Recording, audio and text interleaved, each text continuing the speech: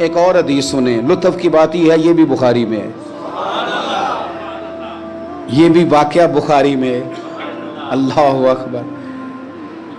ایک شخص نے نا ایک بندے سے قرض مانگا، اس نے کہا مجھے قرضہ دو۔ وہ کہنے لگا کہ کتنا قرضہ؟ اس نے کہا 1000 دینار۔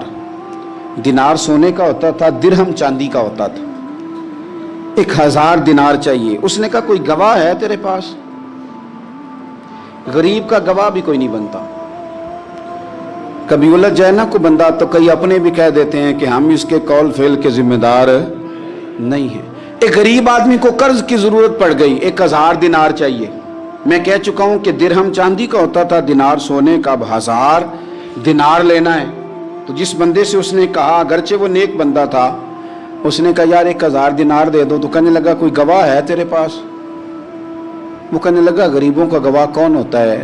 ہاں ایک گواہ ہے۔ کہا کون؟ کہا میرا رب، وہ تیرے اور میرے بیچ گواہ ہے۔ اس نے کہا کوئی کفیل، اگر تو پیسے نہ دے سکے تو وہ بعد میں دے دے، یا تجھے کچھ ہو جائے تو وہ دے دے۔ اس نے کہا کفیل بھی میرا اللہ ہی ہے، میرے پاس اگر ہے تو رب کریم کا نام ہے، اگر اعتماد کر سکتا ہے تو کر لے۔ بندہ نیک تھا، اس نے کہا رب کے نام پہ، رب کی کفالت پہ، اللہ کو گواہ بنا کے میں تیار ہوں تجھے 1000 دینے کو۔ اس نے 1000 دینار دے دیا، وقت واپسی کا طے ہو گیا۔ وہ چلا گیا پیسے لے کے۔ اس نے پوری محنت کی کہ میں نے وقت پہ پیسے لوٹانے، پوری محنت بھی کر لی، اللہ نے مدد بھی کر دی، پیسے بھی اس تاریخ کو اسے مل گئے۔ بعض لوگوں کا تو لوٹانے کا دل ہی نہیں نہ ہوتا۔ فرمایا حدیث پاک میں کہ تو لوٹانے کا ارادہ کر، رب تیری مدد بھی فرمائے گا۔ لیکن یہاں بہت سارے لوگ کہتے ہیں خیر ہے، ارادہ ہی نہیں، تو پھر جس طرح کا بندے کا گمان ہو رب بھی اسی طرح کا معاملہ فرماتا ہے۔ اس نے پیسے جمع بھی کر لیے اور واپس دینے کو تیار بھی ہو گیا، لیکن رستہ بحری جہاز کا تھا، کشتی کا تھا، دریا کے رستے واپس آنا تھا۔ اب وہ جب آ گیا دریا کے کنارے تو بڑی کوشش کی، پر وہاں اسے کوئی کشتی نہیں ملی۔ وقت پہ پیسے لوٹانے ہیں، سفر کرنا ہے، اب سواری میسر نہیں ہے۔ سوچ سوچ کے پریشان تھا کہ میں نے تو اللہ کے نام پہ لیے۔ اچانک دل میں ایک تجویز آئی، اس نے ایک لکڑی لی، لکڑی کو اندر سے کھولا، 1000 دینار اس میں بھرا، بخاری پڑھ رہا ہوں، اور ساتھ ایک خط بھی لکھا کہ یار میں پیسے پہنچانا چاہتا تھا پر مجھے کوئی چیز نہیں ملی دریا کے اس پار آنے، اللہ کے نام پر تیری طرف روانہ کر رہا ہوں۔ اور یہ کہہ کہ وہ لکڑی دریا میں رکھ دی، وہ لکڑی ڈوب گئی ہے، واپس آ گیا۔ وہ جس نے پیسے لینے تھے وہ عین مقررہ وقت پر دریا کنارے آیا۔ صبح سے سرے شام تک اس نے انتظار کیا، دل ڈھلنے لگا تو دل میں خیال آ گیا کہ یار نہیں، اس نے دینے ہی نہیں، جھوٹا وعدہ کر گیا، پہنچا ہی نہیں وقت پہ۔ اب جب واپس لوٹنے لگا تو اچانک دریا میں ایک لکڑی تیرتی ہوئی دکھائی دی۔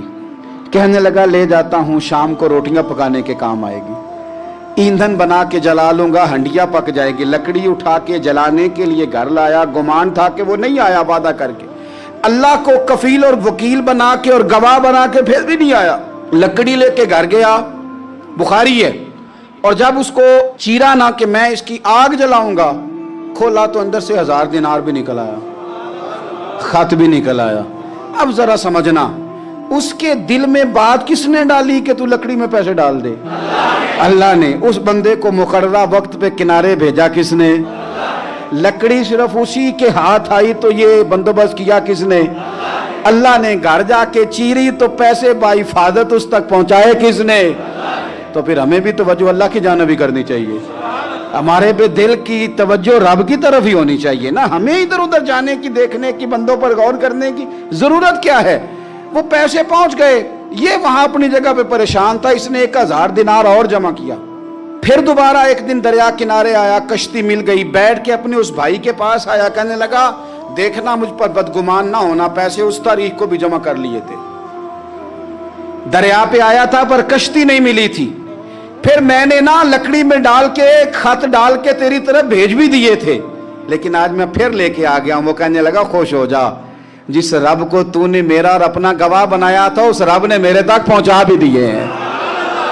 جب لوگ اللہ کو گواہ بناتے ہیں، رب کی جانب اپنی توجہ کرتے ہیں، اپنی چاہتوں، خواہشات اور اپنی ساری چٹھیاں اپنے رب کریم کی رحمت کی طرف روانہ کرتے ہیں، پھر اللہ اپنے بندوں کو مایوس نہیں کرتا۔